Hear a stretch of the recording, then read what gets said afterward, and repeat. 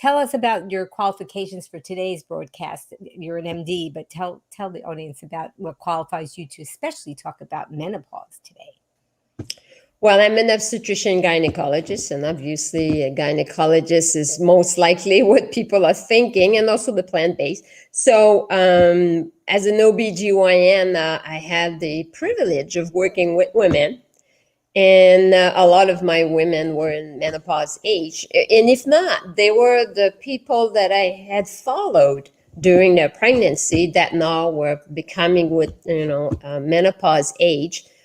So therefore, having the chance to study gynecology, where obviously we study and work quite a bit with menopause. So that's one thing. And then to discover the board certification in lifestyle and the importance of your diet, more specifically whole plant food-based diet, that has not an impact, a positive impact, not only on chronic disease reversal and improvement, but there is also the fact that it helps quite a bit women in many different problems that they encounter in their life. And menopause is one of them. So that's the reason, I guess I'm qualified to have a good discussion with your people today and you. Yes, I'm really excited, and I really feel that it's so wonderful that you not only are qualified as a physician in your medical school learning, but also as the fact that you are a lifestyle medicine doctor and you have adopted plant-based lifestyle and you promote it and you try to utilize it in helping people to overcome a lot of different lifestyle diseases and also to help with menopause. So I wanted to start off with a fun fact. And right, I learned that there are only 5 mammals which live past reproductive years. And that's beluga whales, narwhals, short fin pilot whales, killer whales, and humans. I thought that was so interesting. That's good. I was concerned that you may have asked me the question, and I'm like, well, I don't know if I can answer that one. Well, a little trivia. I like to say that on every broadcast that maybe somebody can pull away some kind of pearl wisdom, and I'm sure that there'll be more pearls coming our way. But Yeah. menopause. I mean, we're kind of laughing, but there are some serious things that women do experience with menopause: irregular periods, hot flashes, trouble sleeping, mood changes. I mean, I've heard about people saying that they have forgetfulness and weight gain and headaches. And then, of course, there are women that talk about sexual problems as well. So, and I don't know if all the women that may experience these things may even know that it could be connected to menopause, and it also could be connected to their lifestyle. And one of the things that I think about is that when we, as women, were younger, well, mostly everybody is told, usually by their parents or whoever's bringing them up, they tell them about the facts of life. But somehow we don't get the knowledge and the lessons about what happens later on in life and what you need to expect. And I think that going through the menopause, I think it's a big mystery for some women, and they may not even realize that they're going through it because, I mean, what is the average term of menopause? How long does it last? About, would you say about 5 years or so? So let's say that the average age of natural menopause for the majority of women will be around 50, 52. So that's the average age. And that women will be, I mean, once you're there, you're there. So you're in menopause for the rest of your life. But the symptomatology related, let's say, to hot flashes, for probably 50% of women, it's going to decrease substantially, within the first 5 years. But will be women that tend to be symptomatic for the rest of their life. So you got to keep that into your mind, try to understand exactly what it is, that will continue being an issue. And anxiety, sleep disturbance, and all that may continue for a lot of women. So that's about what I tell women, because they come to see me and they say, well, if I take this and that, and they say, well, it improved with taking whatever, because they try a lot of things. I usually try to be specific with them and say, hey, just the natural history of menopause is that oftentimes the hot flashes may decrease substantially within the first 5 years without necessarily doing anything. But a lot of women will continue being symptomatic. Wow. Well, that talking about hot flashes, we have some true or false questions. And so I want to encourage the audience. I'm going to put up a true or false question for you, and you just type in your guess at your answer, whether it's true or false, and then we'll talk more about it, because this one has to do with hot flashes. So let's see. Hot flashes and mood swings are the only symptoms of menopause, true or false? So we kind of want to touch more upon that, and let everybody will type in their answer, but you can start Well, I talking think about. you already give the answer Yeah, we prior already to did. Yeah, asking the question. right, So right. you're helping your audience a little Yeah. bit, but I'm Well, hoping. my next one also I had was that every woman experiences hot flashes during menopause, true or false? So how about that one? Yeah, so that one may not be. So that's false, because a lot of women are lucky enough they do not necessarily experience in hot flashes, and we by studying different population, we've noticed that the women that lives, maybe not as much now because they're eating the same diet as us, but let's say that if you compare for women that lives in Japan and China, that they didn't seem to have all the hot flashes that we have experienced here. But then you realize that now that they're adopting a little bit more of our American diet, that they're starting to have more hot flashes. So that's an interesting component that allow us, you and I, maybe to eventually discuss a little bit the benefits of eating more of a whole plant-based diet.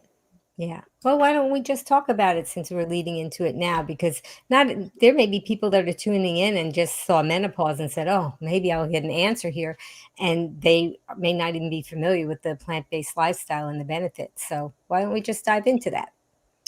So, you were right earlier by saying that a lot of women are, hit the age of menopause and they don't know much about it. It's much better than it was, but it was kind of I wouldn't say taboo, but not discussed sufficiently. And, so people don't feel comfortable, and it's unfortunate because, it's a time in your life that for a lot of women it is extremely difficult. I mean, I can give multiple example of women executive that are trying to make a presentation that suddenly break a sweat. They can't just as an example, or another person who's just unable to sleep. So obviously it substantially increasing anxiety.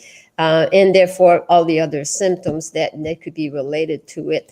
There's many other things we haven't discussed and we may not get to there, like the osteoporosis related to menopause, which is really related to our food intake as well. Maybe we did discuss this, I believe, at some point. So it's interesting that, and I did send you an article. This is probably the very first time that we have somebody, Neil Berner, which is the Physician Committee for Responsible Medicine, has finally did a study on women, a randomized study. So one group of women were put on a whole plant-based diet, low fat, and taking a little bit of soy, half a cup of soy.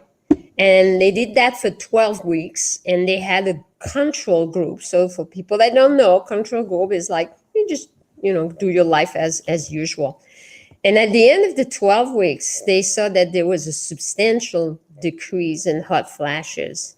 And, that was in the order of almost 70 to 80%. So that's pretty significant. Now, what brings me to that is that I have, discussed for a long time that if you are moved toward a plant food based diet, people definitely observe that they have a less or decrease of their hot flashes. And now we have a study that demonstrate that.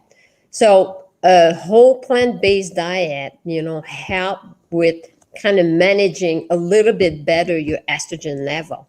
And because of that, you don't end up having this huge drop, which your system feels as, this is what triggered the hot flashes.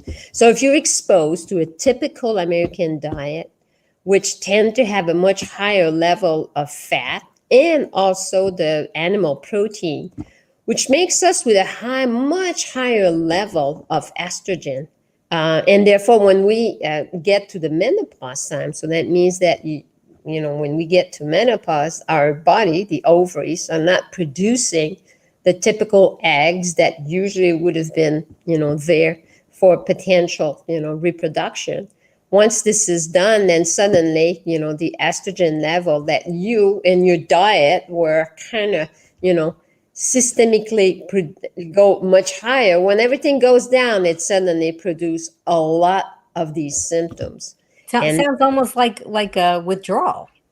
absolutely, yeah, it's good. Absolutely, you're right on that. It's a good way to define it. So I think the most important thing. Again, I want to stress the fact that women do not realize how important and how much they could have a better control of all these symptoms when they go through menopause by adopting a whole plant-based diet. And that is something that, as a physician, I am able to discuss and help them to, kind of go through. So that is so important and not understood very well.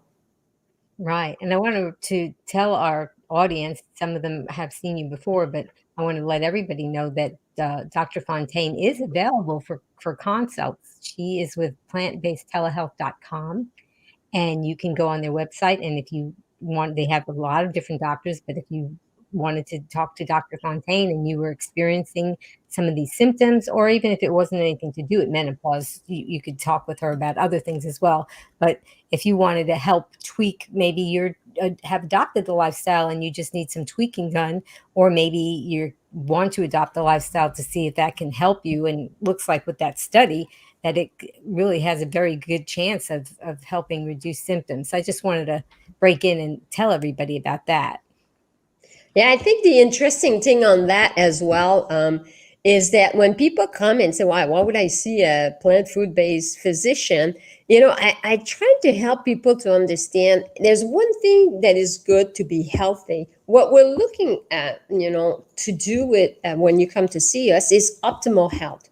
And when I talk about optimal health, I don't want to be the typical physician that said, don't come to see me, you're not sick. Actually, I don't want you to be sick. I want to prevent that. And in order for me to do that, I need to see you to prevent disease to happen. And that's what I call optimal health.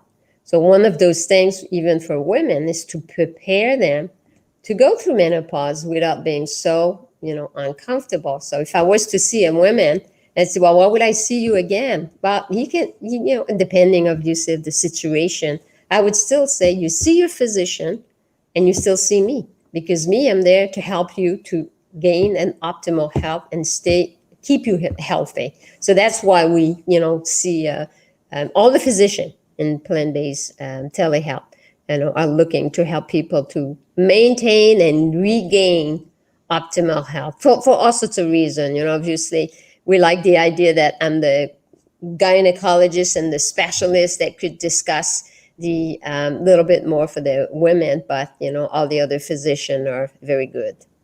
Yeah. And because I mean it takes a while to go through this, and then you have the premenopause. I mean, you have the different phases. You want to talk about the different phases of menopause, because so that maybe the younger women are kind of curious. I don't know what this menopause mystery is. Yeah, so we were talking about the ovaries that are eventually gonna. So we're born with a certain numbers of follicle. Everybody is born with women with millions of follicle on the ovaries, and all these follicle are helping us once we start the period that are, around 12, 13, to produce the estrogen. And then eventually when the ovaries are kind of, at the end of their life, and the follicle are not produced, then the estrogen, start going down.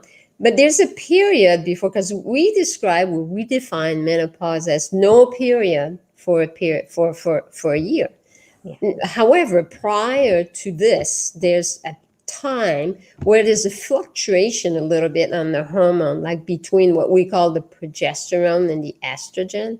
And that fluctuation will send a signal that often will trigger sometimes, yes, hot flashes, but also, and a lot of time that's what happened, is irregular bleeding. There could be just a little bit of spotting here and there. They could be skipping months, but we also see a lot of times some very heavy bleeding. And that's usually, triggered due to the fact that there's a lot of estrogen that may not be, opposed by the progesterone. So progesterone is the first one that kind of go down during the time of menopause. So that sometimes we've got a little too much estrogen going on, and it stimulates too much the inside lining of our uterus, which produce the period. And boom, there'll be some heavy period. So that happens. These are the kind of thing that happen during the perimenopause. And there would be some month where there's no stimulation or of the ovaries, and therefore there will be, starting to have hot flashes, and then there'll be a few months where everything is okay. So it's just a slow progress. Some women are kind of unlucky in the sense that they start their menopause very early. So you could have women that will start their menopause at age 40. That's not very often, but we'll see that once in a while. Or some women that has surgery that we call the hysterectomy. Sometimes the ovaries will be removed for all sorts of reasons. I'm not going to go in detail, but removing the ovaries when they're still functioning will obviously put you in surgical menopause. And that one puts you in menopause from one day to the other. And a lot of symptoms would happen, especially if you're in the typical American diet. So, are there any foods? I mean, we talked a little bit about soy, and just say somebody has adopted the whole food, plant-based lifestyle, and they want to take it up a notch because they're maybe experiencing these different kinds of symptoms. So, what would you say that they should be sure? As of course, we need a large variety of food that we're eating, but what would you say they should be sure to include in the things that they're eating that might be helpful? So probably the biggest thing when it comes to the estrogen level is the fiber. Fiber is so important to be able to take, the digestible. Lots of things happen into your digestive system. So having lots of fiber will help to take some of these estrogen and kind of to make it a simple answer, like flush out the excess estrogen. So that is very important. And we say that not only for menopause, but let's say women that has PCOS, which is a condition of younger women, but it's a little too much estrogen. So the fiber is huge, important. So you got to make sure that you maintain, lots of the legumes, vegetable, the green vegetable, and lots of, food that will contain a good level of fiber. The other thing is that if you're very symptomatic, we try to encourage people to go as low as possible in the fat. So that includes being careful with the oil, even if a lot of time people will think that olive oil and all these components are good. So for some women that continue being symptomatic, despite the fact that the whole plant-based, if they're still continuous having symptoms, we'll encourage to remove the oil, or some of the vegetable that may contain more fat, like the avocado, or the nuts, sometimes could be. So those are good. I'm not saying that, normally don't eat avocado, don't eat nuts. But for some women that continue being symptomatic, we'll say fiber and decrease the oil just to see if this can be, helpful. Yeah, I think it's so interesting about the fiber because typically when we talk about plant-based, when we talk about fiber, we talk about the gut microbiome and about not being constipated and how the digestive system and the fiber works with the digestive system. But you're not necessarily saying that, I mean, that's something that's important. But as far as when we're talking about menopause and the removal of the estrogen, you were not talking about the estrogen going through the digestive tract with the fiber, right? Actually, it's surprising, but there was an amazing presentation. I was just telling you prior to go online that I was just at the end of the I was at the conference of the American College of Lifestyle Medicine, and somebody came and presented on the microbiome, which I've seen presentation before, but just demonstrating that yes, the estrogen component could be definitely helped by using more fiber. So we think that potentially there's a little bit too much into a system that can go to the digestive system and being I'm not using the right term by saying flushed out, but that could be definitely being helpful by using the fiber. So I have to admit, yeah, it's a yes, Yeah. absolutely.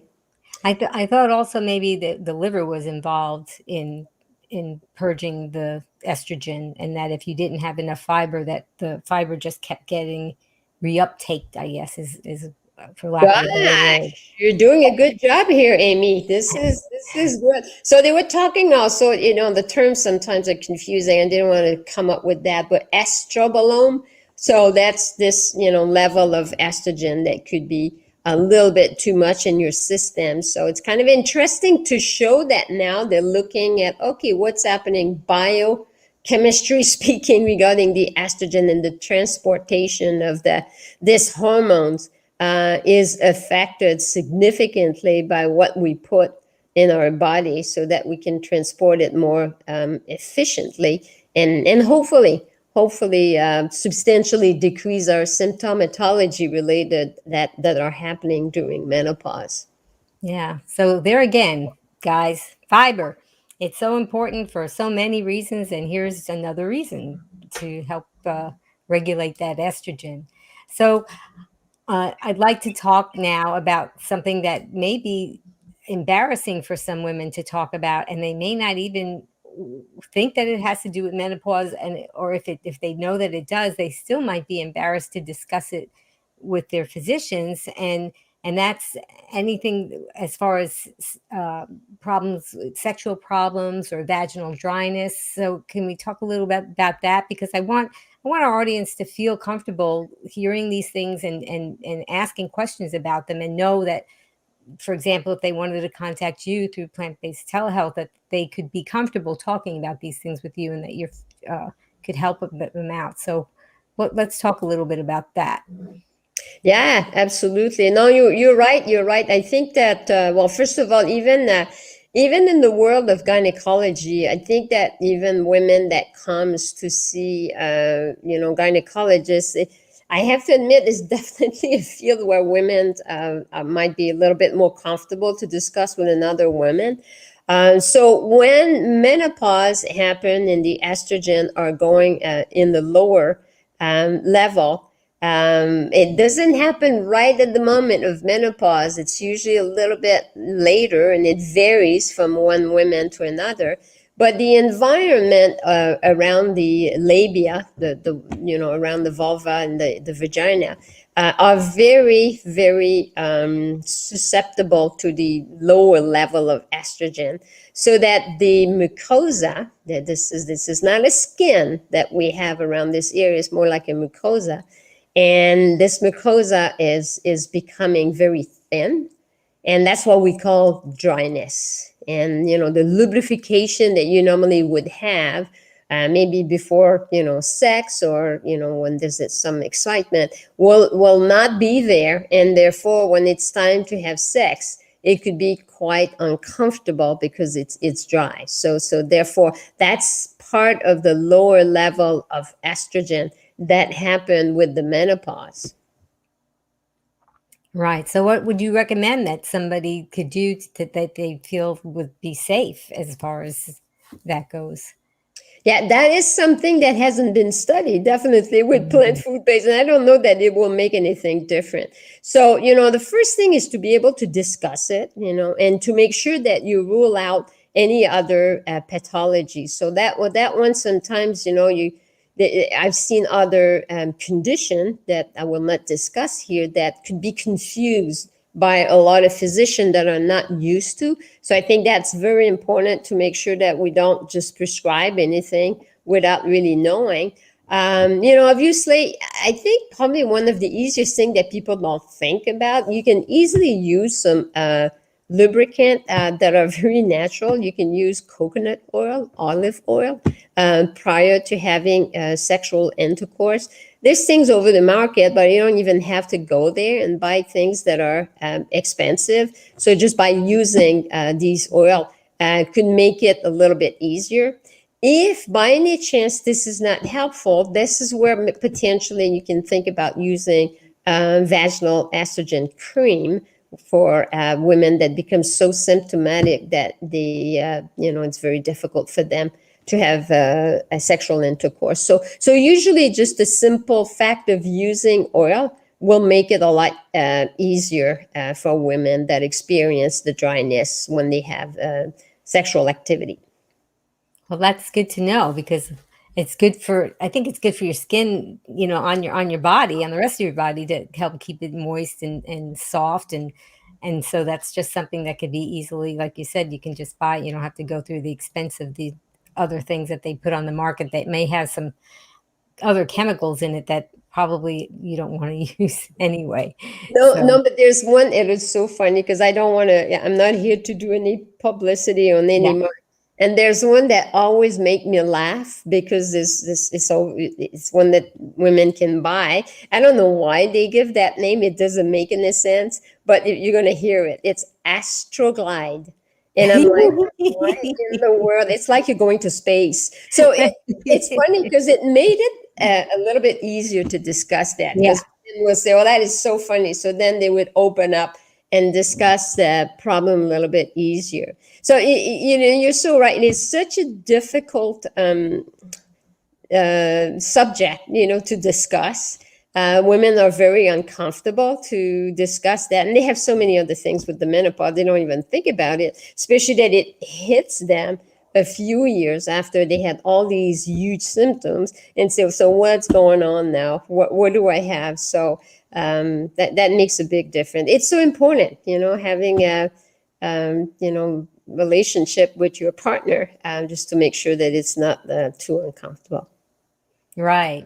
And part of menopause because you have of course you have the sleep disturbances sometimes and also you could maybe have some mood changes too and so having if you have a partner that you for sex that you could not avoid that and that could probably help with some of the mood swings that you're going through as well because that's an important part of keeping your mood happy. We made a correlation with mood swings and the lack of sex.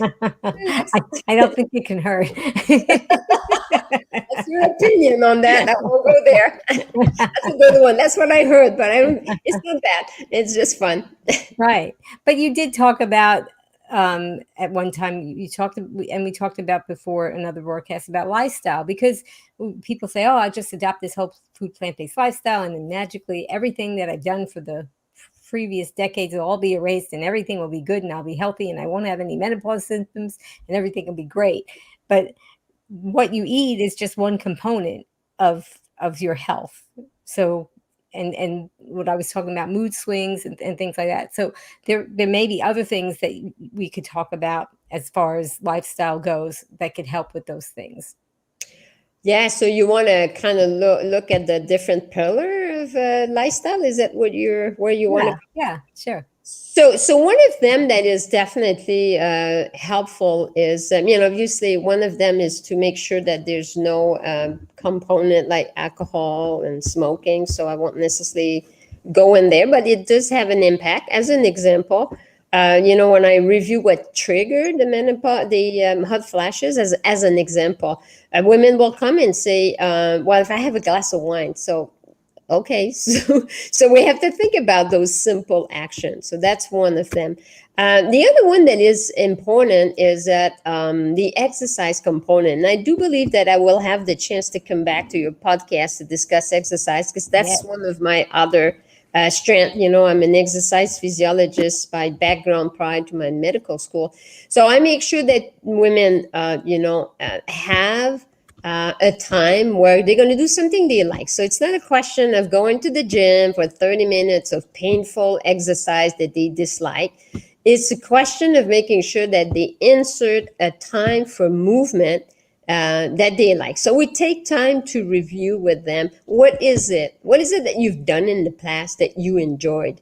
What is it that you would like to do? So, and I'm trying to insert the exercise component because it does have an impact also on the hot flashes and improving the sleep pattern.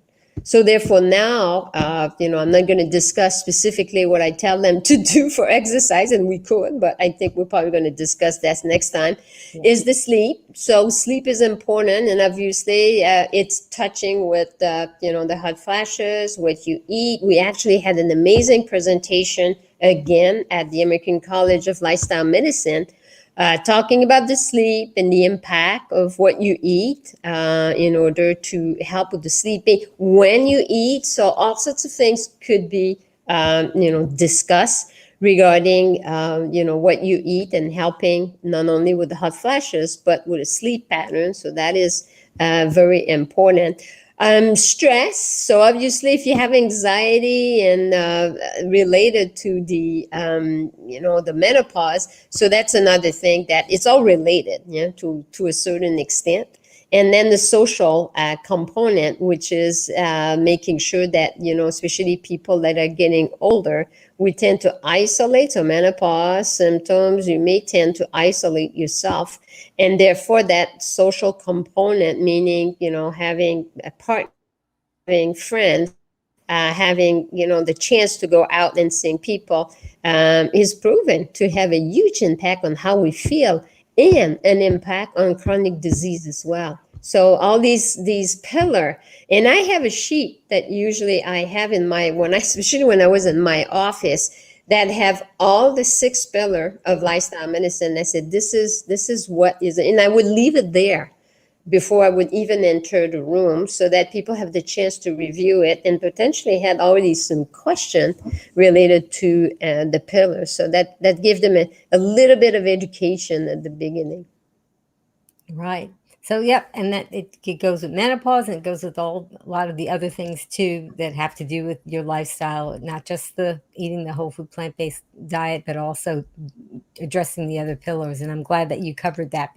And we've had some other doctors that came on and talked about some of the other pillars, and you're going to be coming back and talking about exercise, and I'm really excited about that too. And I noticed that if I do exercise, especially if I do weightlifting, and I'm not talking about that I'm doing these big heavy barbells, but I'm, just some little dumbbells, but a lot of reps. And sometimes it'll make my arms kind of sore. And then when I lay down to go to bed, I kind of feel really tired because my body is just like, wow, you had a workout today. And you can, if you squeeze your bicep, you can kind of feel a little bit of soreness there.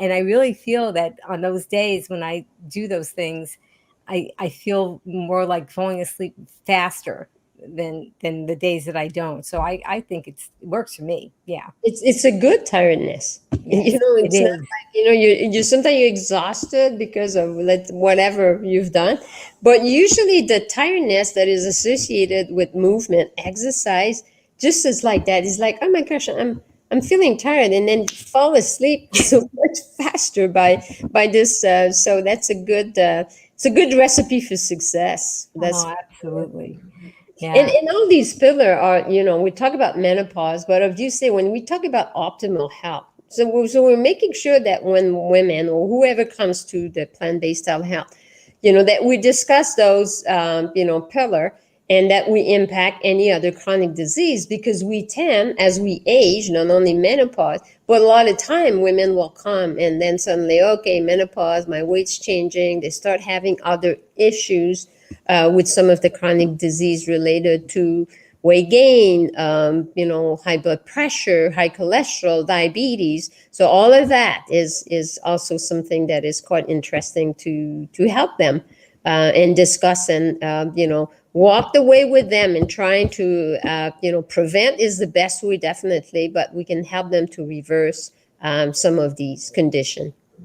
Yeah, absolutely. So we talked about things that you should include in your diet, and you talked about some things like wine that maybe you should think about that, and that may not be something that you want to include if it's going to be giving you hot flashes and things. So now, some women have talked to their doctors and they talk about this hormone replacement therapy and Premarin and things like that. So you want to talk a little bit about that, because I want to remind everybody that you are a physician, and that yes, you do plant-based telehealth, and yes, you are trying to optimize people's health with the lifestyle, but you do write out prescriptions when it's called for. Well, that was so well said. This is perfect. This is a good segue to introduce. You're absolutely right. So, as a gynecologist, and especially, and women are probably maybe not aware, but one of the when I start as a young physician, and that was a while ago, every woman that was hitting menopause were on hormones. And why was it? Is that when we achieve, or when we get to menopause and our hormones decrease, suddenly we were so well protected against cardiovascular disease compared to men, and suddenly we're not protected anymore, and also with bones. So therefore, we thought this is it. We put every woman on hormones, and so at the time we were using mainly synthetic hormones that consist of Premarin and also a progesterone that's called Provera. So those are synthetic.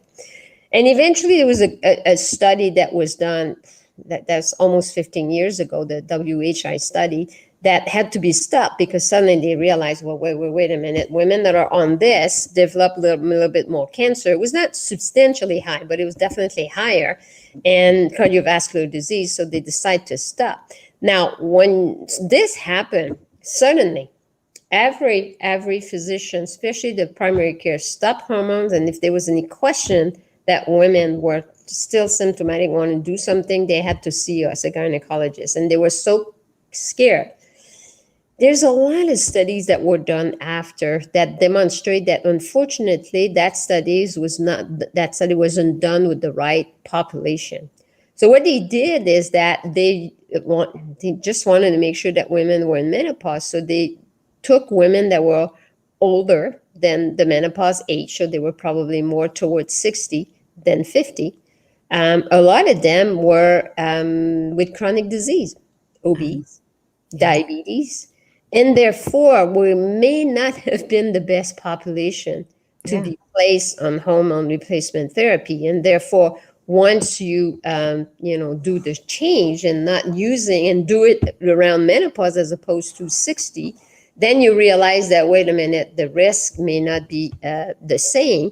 And especially if you give only, you'll be surprised to hear that, if you only use estrogen and you don't use the progesterone, the Provera, then suddenly the risk of breast cancer is not increased. So who would have thought?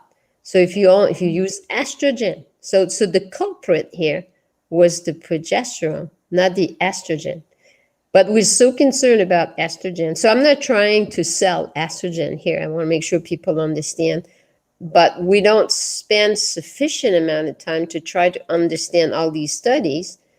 And there has to be thousands of studies to be done before you can tell that, oops, wait a minute, that last one was not as good as we think. So that WHI that says something is wrong was published widely, was sent into the public so that women and everybody was scared.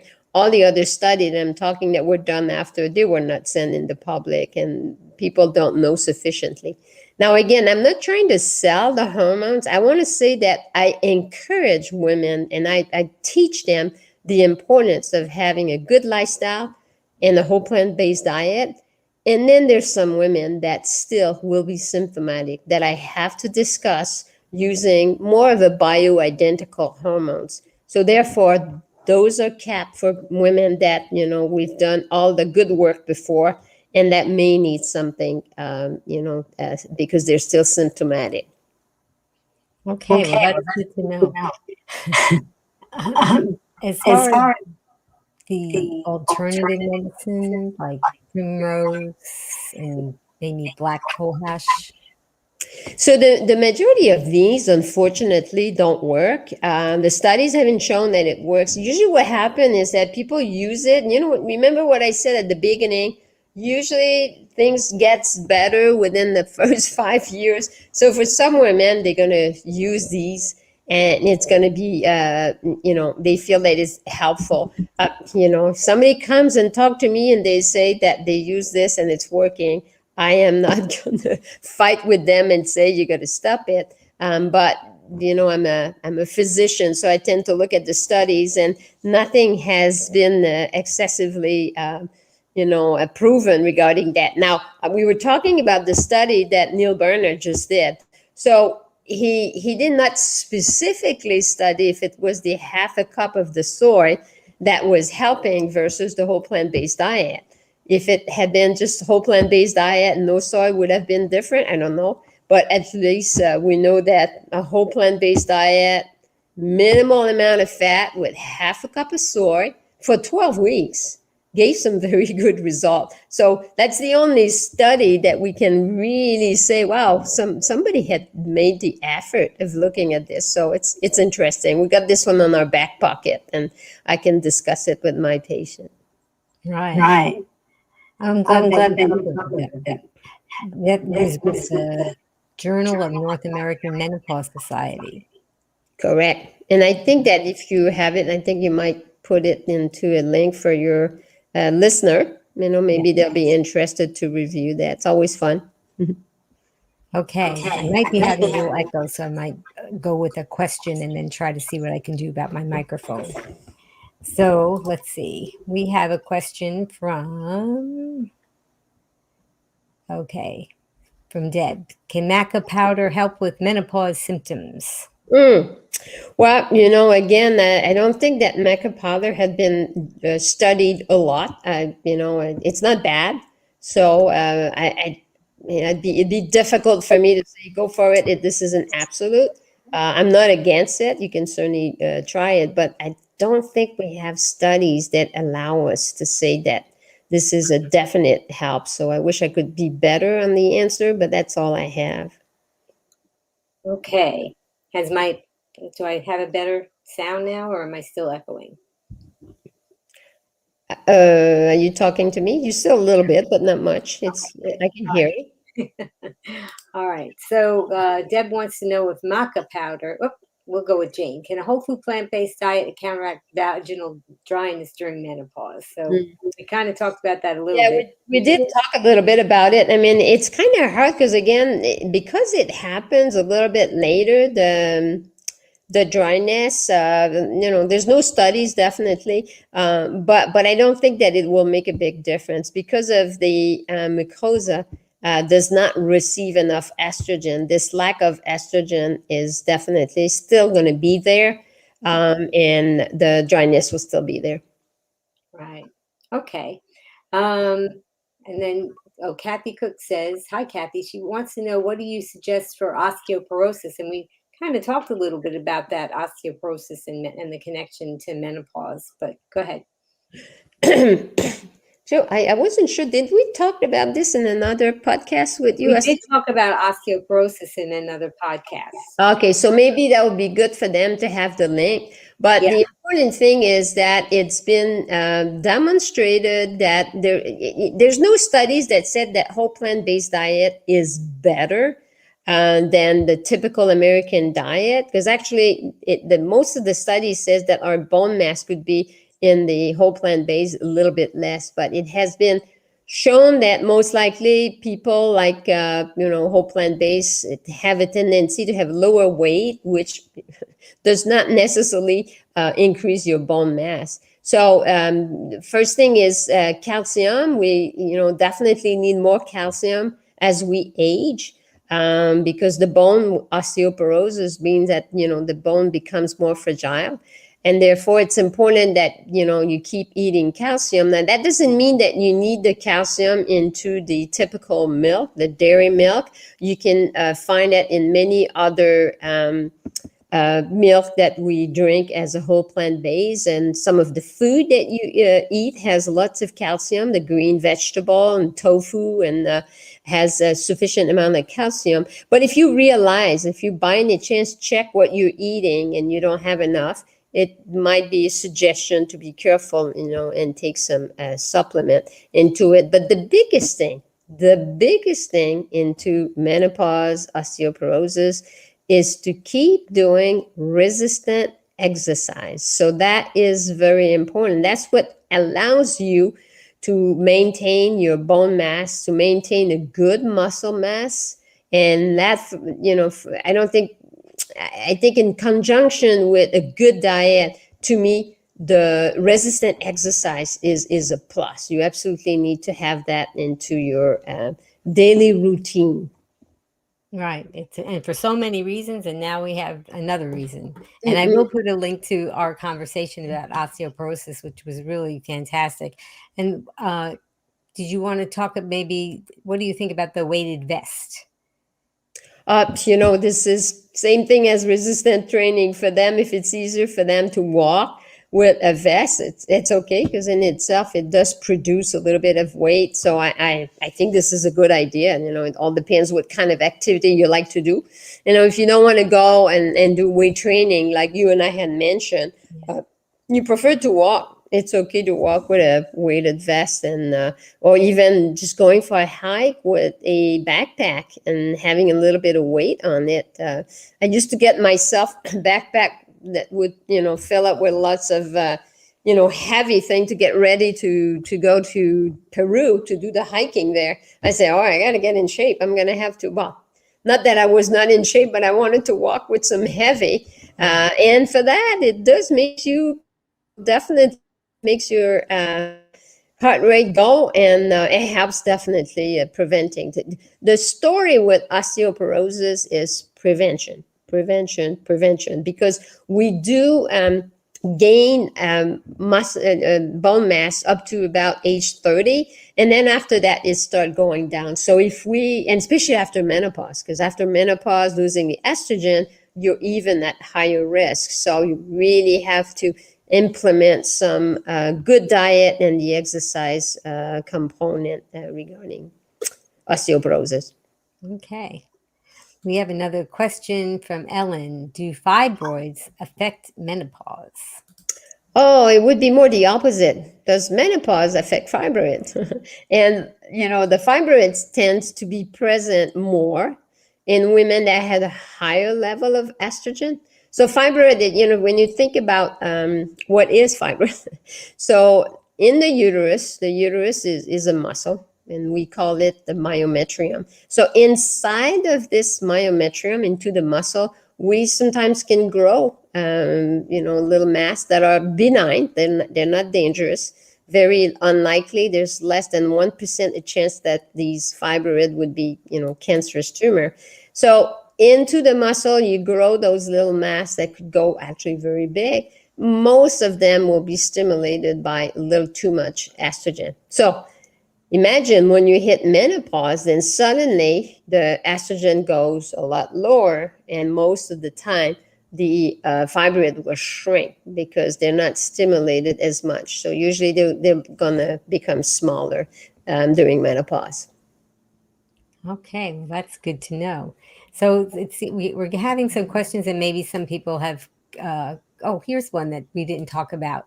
So Gina wants to know: are Pap smears necessary after age 65? And I have to say, my mother, God bless her, she lived to the age of 91. So I and they were trying to give her Pap smears all the way up until to her 80s and 90s, and so so I think that we need to know, and I think that That's doctors good. need to So know this the too, because the it's covered by recommendation. Medicare. I'm So sorry. I'm so because it's sorry covered about by Medicare, so that's that. probably why.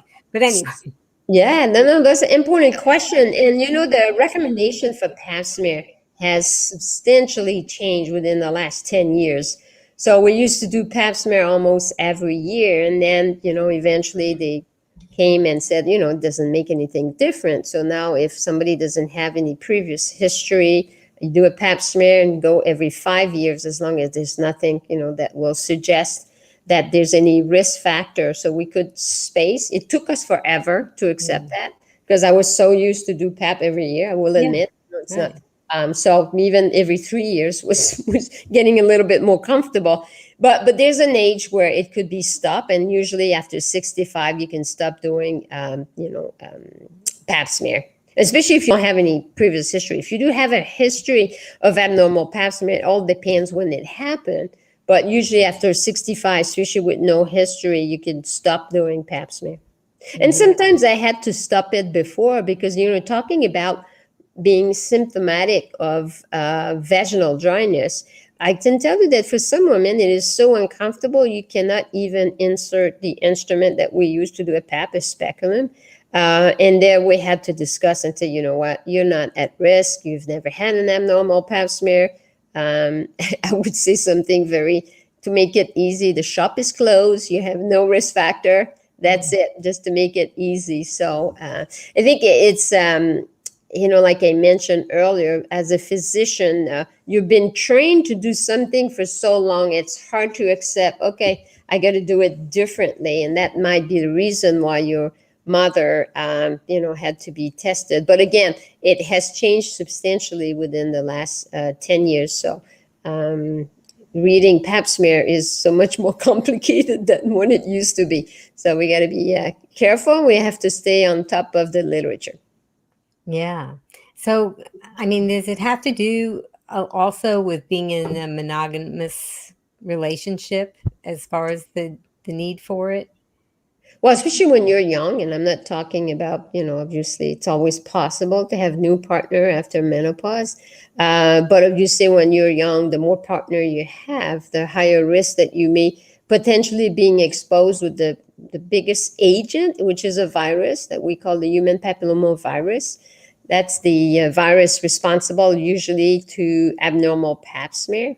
And therefore it tends to be transmitted sexually. So don't the people would get so upset when I say that. But you only have to have one partner who had one partner, and that's sufficient if somebody had a HPV positive to transmit it. So that doesn't mean that because you have HPV that you had multiple partner, but it is transmitted sexually. Right. Okay. Now we have a question from Amber. Hi, Amber. Any suggestions for those on a whole food plant based sofas free? And so that we'll talk about that also. Diet for years, but still experience severe cramping, perimenopause, age 43. So she's not only on a whole food plant based diet, but she's also eliminating oil and salt and sugar and flour and alcohol. Mm. So she's good for you, Amber. Yeah, I'm that's sophist free also. So to that, I always try to make sure that it's really a whole plant based because I've yeah, seen a lot of people that use that term and sometimes will add some of the processed plant based, which is not adequate, but looks like the way she described it, she seems to be doing good. There might be one more thing, is just to be careful. Again, we discussed that with the fiber. So obviously, everybody's different. And for you, you're very susceptible to the estrogen that it keeps, giving you the cramp. So it's this is the estrogen level that we're trying to control and try to help you with, increasing the fiber content. On the other hand, though, it's the same thing like with menopause.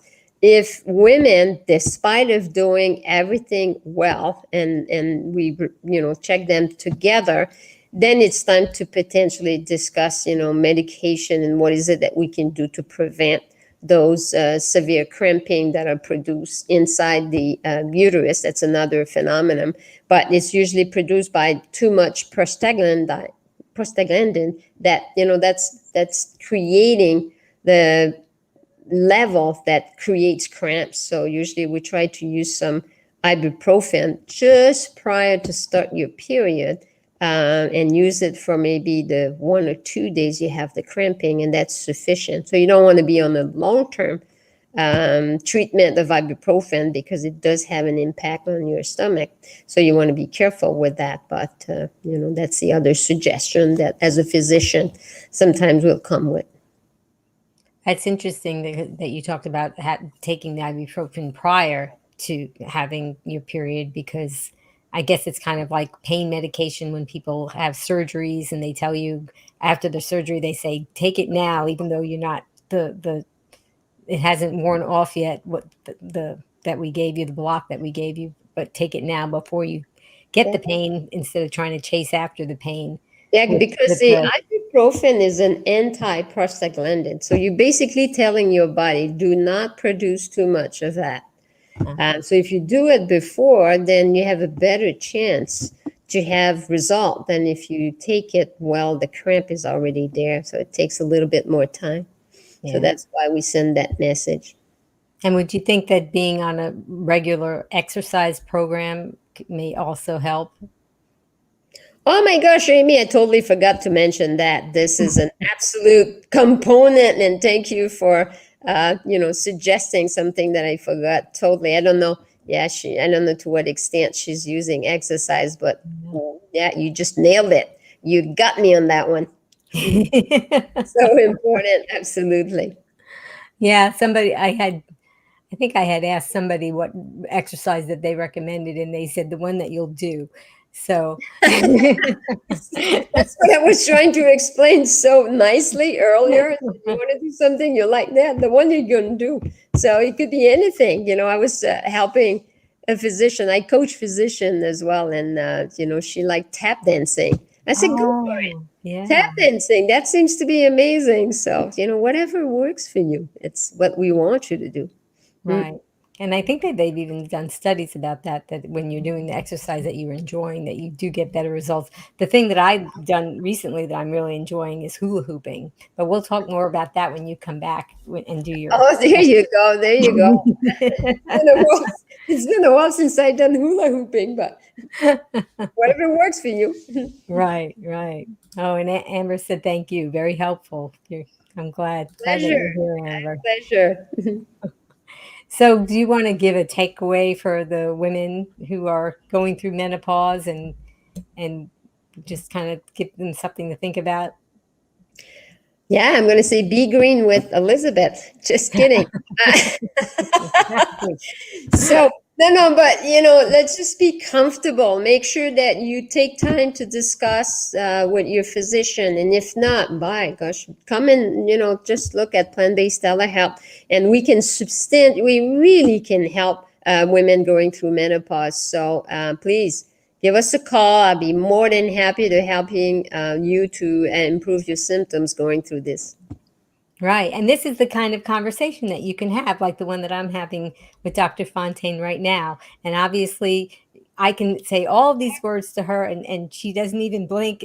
She's used to hearing these things. And so nobody should be hesitant or embarrassed to say whatever words that you want to talk about and whatever symptoms that you're going through, because you've heard it all, right, Dr. Fontaine? I have to admit.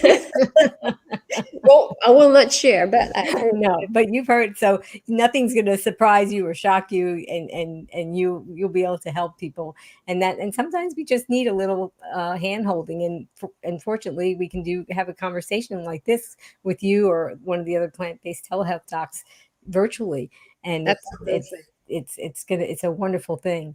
Well, I'm so glad that you came back. I so very much enjoy when you come on Be Green with Amy Live, because you always have so much information to share with us, and you're just so easy to talk to. And I think that the audience agrees with that too. And I just wanted to let everybody know that Dr. Fontaine will be back, and she's going to be talking about exercise because we're getting to that New Year's, and we're going to have to be talking about that, guys, and knowing that it's going to help with the menopause and it's going to help with a lot of other things too. So thank you, Dr. Fontaine. Thank you My for being pleasure. here. I just love having you on. And if you guys that are watching and listening, why don't you type in what was your takeaway from what you heard today so that we can help others who are kind of scrolling around and they might be looking in the comments and wondering what we were talking about and maybe didn't have time to listen or might listen later. And I want to tell everybody to stay tuned for a special announcement. I do want to thank Rebecca, and she is from PKA Solves. And hi, and she was in the background helping with the broadcast. And I also wanted to thank Jess from Jess Task Voice. She did the promos and the introductions and the countdown. And Jess Task Voice, why don't you tell us who is coming up next? Learn how to change long-standing behaviors and habits so you can lose weight, reverse disease, and live your purpose in the world. Howie Jacobson, PhD, hosts the Plant Yourself podcast. Join us on Wednesday, November 17th, 3 p.m. Eastern, noon Pacific, on Be Green with Amy, live. And I do want to thank all of you that are watching and listening and liking and sharing and helping us get this word out to the universe so that we can change the world and help other people who may not even heard about this lifestyle and who might be suffering with menopause symptoms or other lifestyle related things. So thank you all. Thank you for watching and thank you for liking and sharing. And if you want to type in the comments, because I'm going to be doing this with Dr. Fontaine, just type in my tagline, which is be strong, be well, and be green. Are you ready, Dr. Fontaine? Yeah. Okay, here we go. Until I see all of you again, remember, be strong, be well, and be green. I love it.